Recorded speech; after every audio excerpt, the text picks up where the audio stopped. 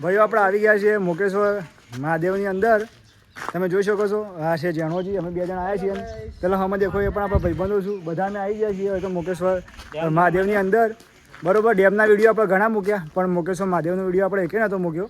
એટલે કીધું બનાવી દઈએ અને તમને બતાવી દઈએ મોકેશ્વર મહાદેવનું અંદરનું લોકેશન અને તેનું વાતાવરણ કેવું છે એ પણ તમને વિડીયોની અંદર બતાવી દઈએ. તો તમે વિડીયોમાં બનાવી લેજો અને અમે જઈએ છીએ અહીંથી સીધા મોકેશ્વર મહાદેવની અંદર અને તમને બતાવીએ તેનું લોકેશન. તો ચાલો મિત્રો, આપણે બધા સાથે જ જઈએ મોકેશ્વર મહાદેવની અંદર અને મહાદેવના મંદિરના અંદરનું લોકેશન કેવું છે એ તમને બતાવી દઈએ. તો ભાઈઓ આપણે સીડીઓ પર નીચે ઉતરી રહ્યા છીએ અને જઈએ છીએ સીધા મહાદેવના મંદિરમાં. તો તમે વિડીયો બનાવી રહેજો. આપણે બધા અંગાત જવું અને તો પણ તમને બતાવશું કે તેનું લોકેશન કેવું છે અને ત્યાંથી મોકેશ્વર ડેમ પણ તમને બતાવી દઈશું કે હાલ વરસાદના કારણે પાણી કેટલું આવે છે અને આગળથી કેટલો આવરો છે એ તો તમે આપણે ચેનલ પર જોવો જ છો. વરસાદના લોકેશન પેલા સમાચાર તો અને આપણે જો આ સીડીઓ પર સીધા જઈ રહ્યા છીએ નીચે અને તો કાન જઈને તમને બતાવીએ. પહેલાં મહાદેવના દર્શન કરાવશું અને પછી તમને બતાવશું આપણો મોકેશ્વર ડેમ. તો ચાલો ફટાફટ પહોંચી જઈએ પહેલાં આપણે મહાદેવના મંદિરના નજીક.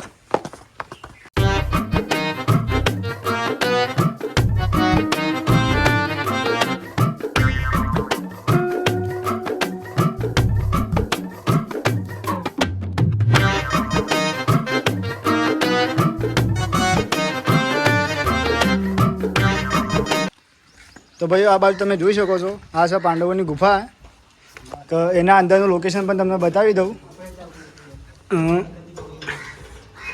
ચાલો, અંધારું હશે એટલે એવું ચોખ્ખું દેખાય છે નહીં પણ તો બી તમને બતાવી દઉં કે અંદર કેવું છે.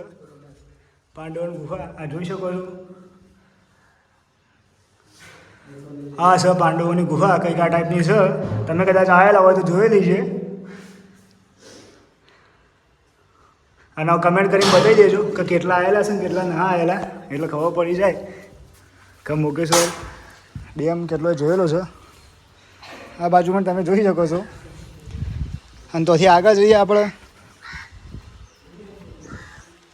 આગળ જઈએ એટલે આ ટાઈપનું કંઈક લોકેશન આવે છે. આ તમે જુઓ. આ છે ઓયગણ આપણે ભીમની ગાદી છે એ પણ તમને બતાવી દઈએ. પહેલાં ઓયગણ લોક મારેલું હતું અને હાલ ખુલ્લું જ છે. આ રહી જુઓ. આ છે ભીમની ગાદી તરીકે ઓળખાય છે અને ગુરુની ગાદી તરીકે. બાકી જો અહીંયાથી કંઈક આ ટાઈપનું છે. પહેલાં એકણ ઉપર બધું દિવાલ હતી, ધાબુ બીજું ભરેલું હતું પણ હાલ જૂનું થયું એટલે પડતું થયું.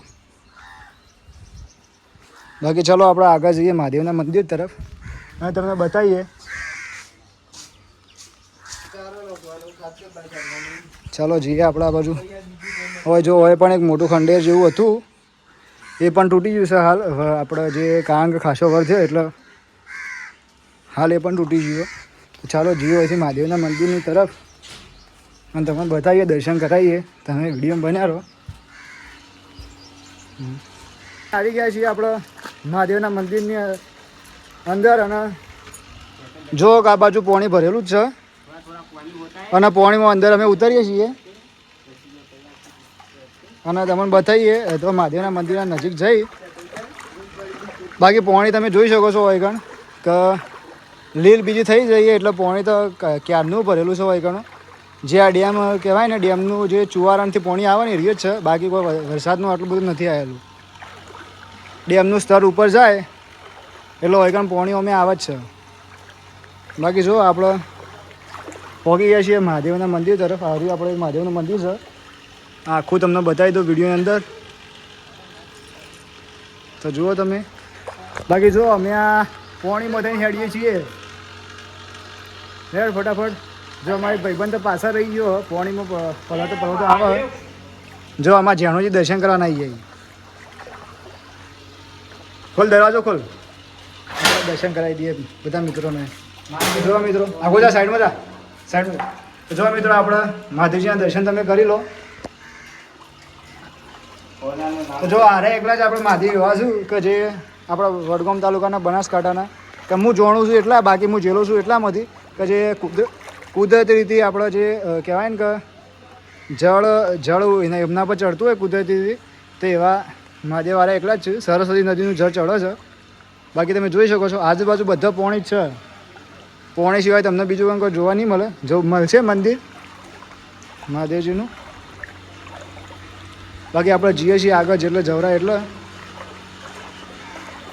બાકી જો આ છે આપણે મહાદેવજીનું મેન મંદિર કહેવાય રહીએ. અને એકમ પાણી વધારે ભરેલું છે એટલે આપણે મોબાઈલ ને બધું જે આપણે ચીજ વસ્તુઓ પડી છે એ બધું ઉપર લઈ દઈએ ને બધા આગળ થોડા હેડીએ. જો પેલા પલરી એટલે આગળ આવતા નહીં, લે હેડો લે ફટાફટ આવવાનું કરો. જો ને આપણે વહી જઈએ એટલે તો એવું લાગે કે આખા પોણીમાં જતા રહ્યા છીએ. તમે જો હું તમને બતાવું વિડીયો અંદર. એ આ જો પોણી જો. બાકી આ તમે હાથ જો કે વાયકનથી હાલ આમાં સ્લીપ મારતા મારતા બચી ગયો છું. તમે એવું જોઈને વિડીયો લાઈક કરજો કે બાકી આવા રિસ્કમાં જઈને પણ આપણે વિડીયો બનાવીએ છીએ. બાકી જો આર્યું મહાદેવજીનું મંદિર તમે જુઓ. આર્યું મહાદેવજીનું એક એવું મંદિર છે કે જેનું શિવલિંગ એ સરસ્વતી માથી આપણો જે થાય છે. તો જુઓ આર્ય શિવલિંગ જેના સરસ્વતી માં એમના જે સ્નાન કરાવે છે બરાબર, તમે પોણી ચડાવતા હશો. આપણે લોટાથી ચડાવીએ, બાકી હોય ખુદ સરસ્વતી માં જ પોણી ચડાવું છું. બાકી ચલો આપણે આગળ જોઈએ. તે માધ્યમના દર્શન કરી લીધા. આખું ચાલે આર્યું છે આપણે હનુમાનજીનું મંદિર છે. આર્યું ખોલજે, આર્યું ખોલજે. બાકી જો મિત્રો તમને આપણને હનુમાનજીના પણ દર્શન કરાવી દઈએ તો પણ પાણી ભરેલું છે. હા જો હરી અમે દેખાતું છે તમને કંઈક આ ટાઈપનું મંદિર છે. અને અહીંથી જે આગળ આપણે મહાદેવજીનું મંદિર છે. બાકી જો એકદમ પાણી એટલે જેટલું આમ ખતરનાક પાણી છે એમ. તો હું અહીંથી આપણને નીકળવું પડશે અને ઉપર જવું પડશે. લે તો ચાલો મિત્રો જઈએ અહીંથી સીધા ઉપર. અને બાકી ડેમનું લોકેશન તમને બતાવી દઈએ. રેડો જણાજી તમે આવો ત્યાં આગળ અમે જઈએ.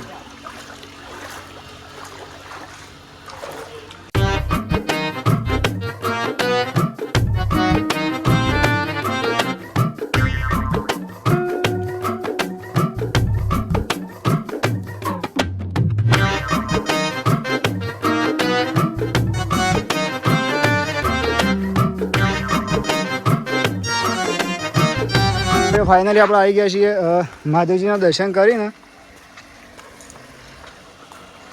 તમે જોઈ શકો છો એકદમ પ્રતિબંધ મારેલો છે, કારણ કે અહીંથી અંદર જો તો ખાસા ઘણા ત્રણેય પણ જોઈશું મોય પડ્યું એટલે કે જુઓ કે આ ટાઈપનું કંઈક લોકેશન છે. બાકી ડેમમાં પાણી આટલું ભરેલું છે તમે જુઓ વિડીયોની અંદર.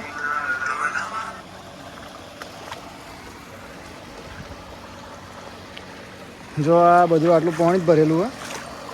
અને આ પાણી એકણ આવે છે ચોથી આવે એ પણ તમને બતાવીએ. તો જો આર્ય મહાદેવનું મંદિર અને તો અકણ પાણી ભરેલું છે. એવું જ પાણી એકણ બહાર આવે છે મોટર મારફતે, કારણ કે આ તોકણ વધારે ભરાઈ ના જાય. અને તમે જોઈ શકો છો કે આર્યું પાણી ના એવો બંબુ પડે છે એકણ તો ખતરનાક. બાકી જુઓ ડેમનું લોકેશન એ બાજુ જઈને તમને બતાવું કે હાલ તોકણ કેટલું પાણી ભરેલું છે. અને આ સાઈડ પણ તમે જુઓ કે શેક સુધી પાણી જ છે. આ બાજુથી આપણે સરસ્વતી નદી આવે છે, જે અંબાજી બાજુથી આવે છે ને એ આ બાજુથી આવે છે. ઝૂમ કરીને તમને બતાવી દઉં કે જો એ એક્ઝેક્ટ આટલાથી સરસ્વતી નદીઓ આવે છે આ મુકેશ્વર ડેમની અંદર. જો બાકી લોકેશન કંઈક આ ટાઈપનું છે. અને પાણી ડેમમાં હાલ આટલું છે. આવરો તો ચાલુ જ છે. આપણે જે અંબાજી બાજુથી આવરો આવે છે એ ચાલુ જ છે.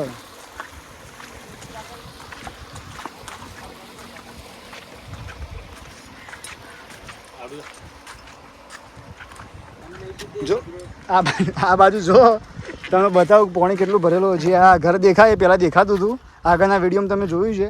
અને હાલ દેખાતું નહીં એટલું પાણી આવી ગયું. બાકી આ બાજુ પણ ઝૂમ કરીને તમે બતાવું. જો આટલું મુકેશ્વર ડેમની અંદર પાણી ભરેલું છે.